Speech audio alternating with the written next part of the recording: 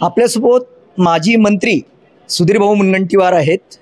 भाऊ, संजय राऊतांनी एक पुस्तक लिहिलेलं आहे स्वर्गातील नरक, त्याच्यामध्ये भरपूर काही खुलासे केलेले आहेत, तर त्याविषयी काय सांगणार? काहीच नाही, एक उत्तम कादंबरी लिहू शकतात, कपोकल्पित कथा रचू शकतात आणि या कपोकल्पित कथेच्या माध्यमातून सनसनाटी निर्माण करू शकतात, पण ते हे विसरतात ते राज्यसभेचे सदस्य आहे, संविधानाची शपथ घेतली आहे आणि न्यायव्यवस्थेच्या वरती प्रश्नचिन्ह निर्माण करतात की स्वर्गीय हिंदू हृदय सम्राट बाळासाहेब ठाकरे साहेबांनी न्यायमूर्तींना फोन केला आणि न्यायमूर्तींनी सत्याच्या ऐवजी यांच्या बाजूने निकाल दिला।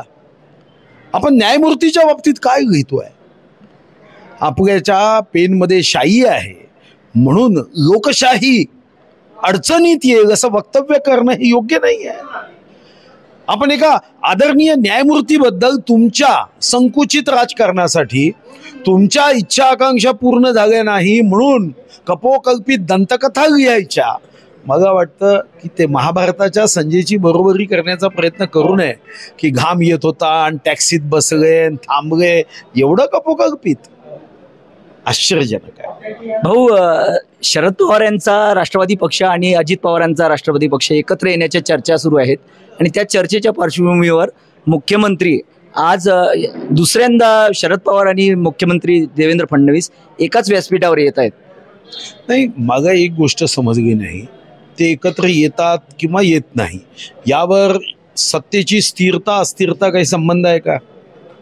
आता आपल्याकडे 237 आहे, आग येत तर 237 अधिक 10 एवढाच फरक होणार आहे। याचा राजकीय दृष्टिकोनातून आज कोणालाही त्यांच्या एकत्र येणे किंवा न येणे याचा काही खूप परिणाम हा सरकार म्हणून काही होण्याच्या दूरपर्यंत काही त्याचं चिन्ह नाही आणि म्हणून या एकत्र येण्याच्या संदर्भातल्या बातमीचं महत्त्व हे फक्त चॅनल्स किंवा पत्रकारांना आहे। याचं एकमात्र कारण आहे, ज्या दिवशी बातम्या राहत नाही त्या दिवशी अशी जी काही स्पेस आहे ती या बातमीती भरता येते।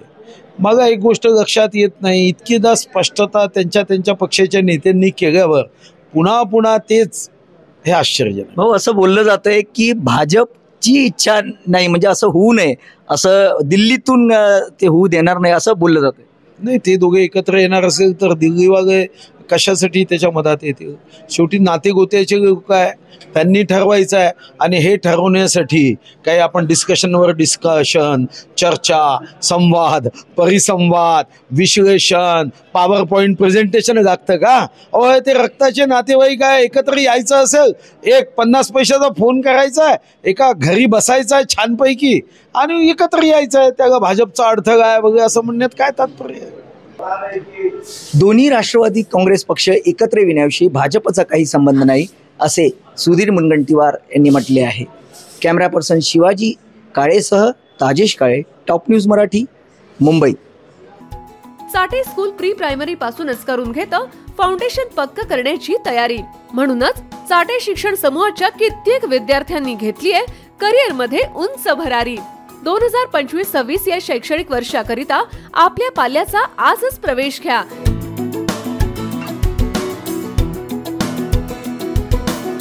प्रवेशासाठी पत्ता Shri park society, Balaji hospital समोर, खराडी बायपास, पुणे 14। संपर्क क्रमांक 9372619453 किंवा 9372619483 किंवा 9372619484।